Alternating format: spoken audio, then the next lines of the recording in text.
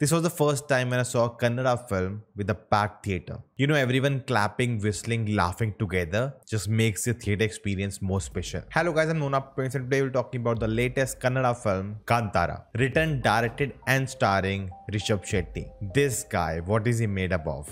We'll talk more about him later. Now this film was requested so much. This weekend we had so many releases and I only had one show near me, and when I inquired about the subtitles, Inox said they are not there. And after a few days when I inquired again, they said they are there. So if you're wondering why this delay, this is the reason. And talking about subtitles, they were hit and miss for me in the film. I liked that they were giving a lot of information apart from just translating the dialogues, but sometimes there were some timing issues. There were some moments where there were no dialogues, but there were subtitles, and it felt like they were telling you what the character is thinking. There were few moments where I just didn't understand the translation, and sometimes the subtitles went so fast I just missed them, especially in the comedy scenes because everyone around me were laughing. But anyways, it was not a deal breaker. But the first thing which I really loved about the film is the whole world building. How it takes the story and the legend of this demigod, the villagers and the king, and incorporate it so well into the plot. You know, the way it depicts the culture, the rituals of Bhuta Kola, and the film celebrates it. So many of us watching the film got educated about it. You know, our own heritage is being forgotten by the new generation. But through this film, the young generation learns about it. They discover it. I'm sure even for the people who know about it or are part of this culture, this film makes it look cool. They will embrace it.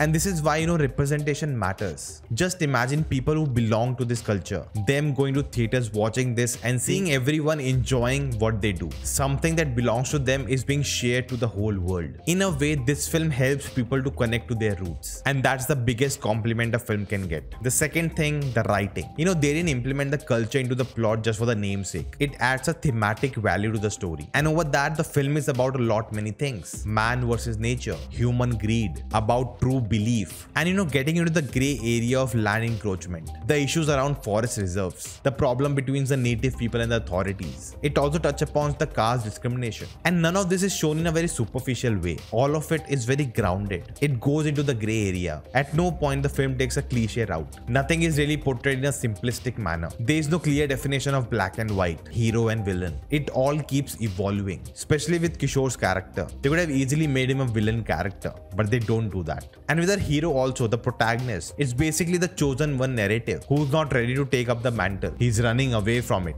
but also throughout his life he's haunted by it. And over that, he's not a perfect human being. He is not the perfect hero as we all know and seen before. He doesn't listen to his elders, he drinks, he's always fighting, always creating a nuisance. And Rishab Shetty plays the character so well, keeping intact all these layers. Now the love story in the film was handled really well. There were a lot of interesting things they tried, but still I felt it could have been better. There were few moments which may come in the problematic area. Now the humor in the film really surprised me. I actually didn't expect it to be a commercial film. And you know, mostly what happens is adding humor to such films makes it very tonally inconsistent. Even in this film, my favorite moments were the serious moments. And I totally understand why the humor was added to make it more appealing to general audience. And I could see it. Everyone was laughing throughout the film. But the good thing this film does is that the humor is very consistent and it never comes in the way of the narrative they're actually telling. There were so many moments I laughed out loud. But there were few moments where I just missed the joke and everyone was laughing around me and I was like, oh my god, I would just want to rewind the film and, you know, watch it again. Now coming to the technical department, cinematography was outstanding. All the night shots were gorgeous. The camera work, especially in the action sequences. Whenever a character is smoking up, they were playing with it a lot. The sound design and the background music. There were some jump scares in the film which really shook me. And you know, the sound design is very much important for forest because you need to feel it. The ambience need to work. Definitely my favorite is the main theme music which plays during Bhuta Kola. Now coming to the editing, it was solid, but there were few moments where it was off for me, especially in few of the action sequences. It felt really choppy. Now the ending of the film was kind of a hit and miss for me. Definitely visually it was stunning. Rishab Shetty just nailed it. But the way they build up the climax really didn't make sense to me. Now I want to talk about a spoiler, so until you see this on the screen, just mute the video, and when it's gone you can increase the volume again. First of all, when you cast Ashut Kumar, I know he's gonna be the villain at the end because it has happened so many times previously. It's the same in Telugu with Jagapati Babu. If he's in the movie, he will be the villain, even if you're hiding it. So basically his plan at the end, you know, to come and just kill all the villagers, including the police. I didn't understand it. Like, what are you doing? You cannot hide that fact later. You will be punished for it. You cannot cannot run away. You lose all of the land, you are trying to get.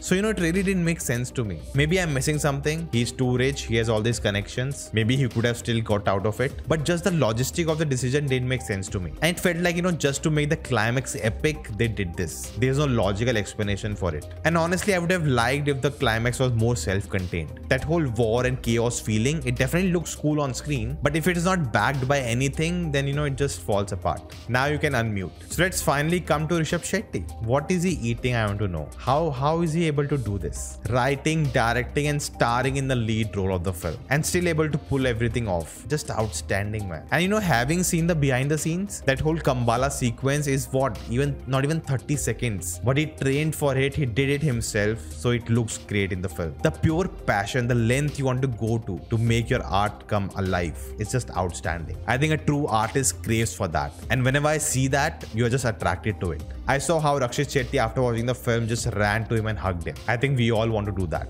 And he's doing so many jobs at once, but still his performance is not getting affected by it. Even his performance during Bhutakola is so good. The whole cast did a really good job. And the Kannada film industry with its young guns is just going to some other level altogether. It is becoming so versatile. We have full-on mass commercial film like KGF. Then we have an emotional film like 777 Charlie. Then we have a masterpiece like GGVV. And then this, Kantara. A super blend of culturally rooted film with commercial elements. It just hits that sweet spot. If anyone from the Kantara film is watching this, you have done a great job. Thank you for giving us such an outstanding film. And if you're interested, I would love to talk to you about the film on the channel. So guys, those are my thoughts. Do let me know yours in the comments below. Until then, you can check out my review of 777 Charlie here. If you like this, like, share, subscribe, and I'll see you next time.